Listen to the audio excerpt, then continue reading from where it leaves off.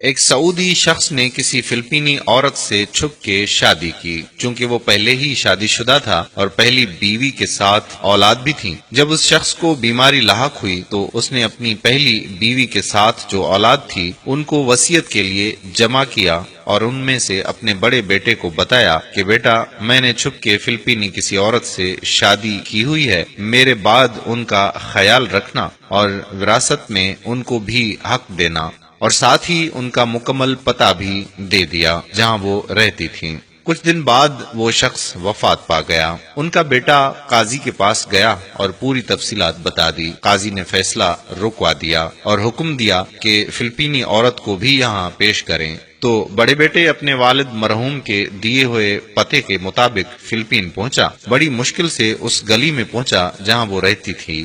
دوسری طرف وہ عورت جو اس کے والد کی زوجہ تھی، انہیں دیکھ کر ہی بتا دیا کہ میں وہی عورت ہوں جو تو تلاش کر رہا ہے، اور مجھ تک یہ خبر بھی پہنچی ہے کہ میرے شوہر کا انتقال ہو گیا ہے۔ تو بیٹے نے بھی ساری تفصیلات بتا دی اور ان کو سعودیہ کی طرف سفر کے لیے قائل کیا، اور اپنی دوسری ماں کو لے کر سعودی پہنچے اور سیدھا قاضی کے پاس گئے۔ تو اس عورت کے حصے میں 8 لاکھ ریال آیا، جو پاکستانی روپیوں میں تقریباً 2 کروڑ اور 16 لاکھ کے لگ بھگ بنتے ہیں، اور ساتھ ہی قاضی نے حکم دیا کہ ان کو عمرہ کی ادائیگی کے بعد فلپین روانہ کیا جائے۔ بڑے بیٹے نے ایسا ہی کیا۔ اس کے واقعے کے ٹھیک 4 سال بعد بڑے بیٹے فلپین اپنی دوسری ماں سے ملنے اور حال احوال پوچھنے کی غرض سے گیا، تو وہاں پہنچ کر اس کو بہت ہی تعجب ہوا، اور اس نے کہا کہ ماں جی، آپ کو اتنی بڑی رقم وراثت میں ملنے کے باوجود وہی پرانے خستہ حال مکان میں رہ رہی ہیں۔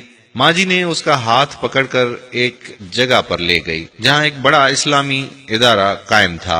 وہاں حفظ القرآن کا شعبہ بھی تھا اور یتیم خانہ بھی تھا۔ ماں جی نے کہا کہ بیٹا، سر اٹھا کر ادارے کے بورڈ کی طرف دیکھنا۔ بورڈ کو دیکھ کر بیٹے کی آنکھوں میں آنسو امڑ آیا، کیونکہ بورڈ پر ان کے والد کا نام لکھا ہوا تھا۔ اس نیک صفت عورت نے کہا کہ میں نے یہ ادارہ اپنی وراثت کے پیسے سے بنایا ہے اور اپنے شوہر کے نام پر وقف کیا ہے، تاکہ ان کو اس ادارے کی وجہ سے ثواب ملتا رہے۔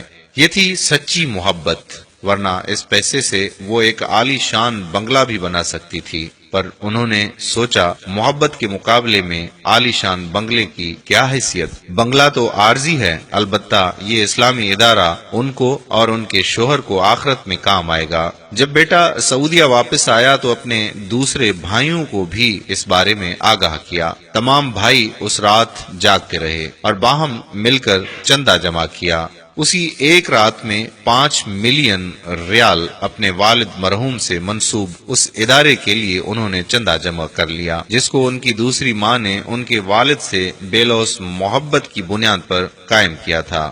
سبحان اللہ! یہ واقعہ وہاں کے عربی اخبار میں بھی چھپ چکا ہے۔ فی زمانہ رئیسوں کی اولادیں وراثتی رقم کے حصول کے لیے اپنے والدین کے مرنے کا انتظار کرتی ہیں، اور جو سچی محبت کرتے ہیں اپنے مرنے والے کو توشہ آخرت بھیجنے کی فکر میں رہتے ہیں۔ اگر آپ نے ابھی تک ہمارا پیج پیارا اسلام لائک نہیں کیا تو ابھی لائک کر کے سی فرسٹ کر دیجئے اور فالو کر دیجئے، تاکہ ہم ایسی مزید معلوماتی ویڈیوز آپ تک پہنچاتے رہیں۔ جزاک اللہ۔ السلام علیکم ورحمۃ اللہ وبرکاتہ۔